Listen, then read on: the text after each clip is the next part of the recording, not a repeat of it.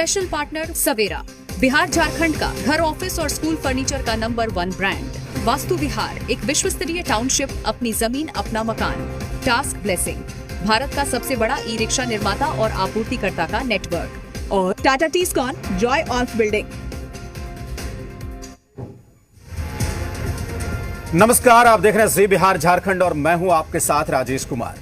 बिहार चुनाव का ऐलान हो गया है और लगातार चुनाव ऐलान के बाद दोनों ही गठबंधन की तरफ से, सभी सियासी पार्टियों की तरफ से दावेदारी का दौर चल रहा है और बिहार में सियासी सरगर्मी भी अचानक से तेज हो गई है।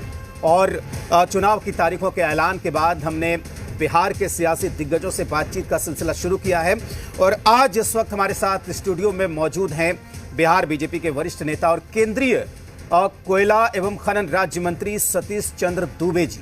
आप चंपारण की राजनीति में जमीनी नेता के तौर पर और किंग मेकर के तौर पर जाने जाते हैं। आपका बहुत स्वागत है जी बिहार झारखंड के स्टूडियो में माननीय कोयला एवं खनन राज्य मंत्री सतीश जी का। सतीश जी, बहुत स्वागत है आपका जी बिहार झारखंड पर। आपको भी नमस्ते, धन्यवाद।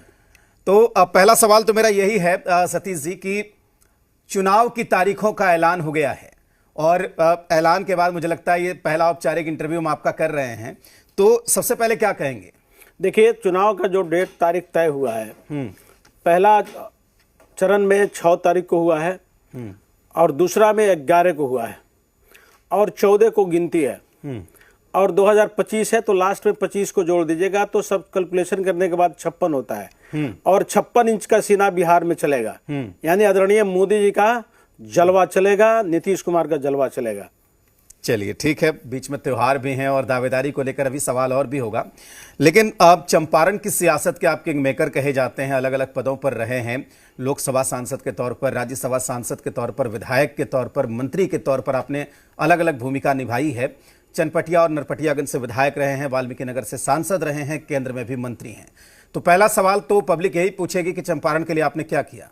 देखिए, चंपारण के लिए कभी सत्याग्रह की भूमि मानी जाती है चंपारण, लेकिन कांग्रेस की सरकार चाहे केंद्र हो, बिहार में लगातार रही, लेकिन विकास से काफी कोसों दूर रहा। आज चंपारण के किसी कोने में जाइएगा तो रोड के मामले में बहुत अच्छा रोड बना हुआ है और आज दोहरीकरण भी हुआ है, बिजली से भी ट्रेन चल रही है, अच्छी अच्छी ट्रेनें दिल्ली आती है। नहीं तो पहले कांग्रेस के जमाने में पहले बगहा आते थे छोटी लाइन से,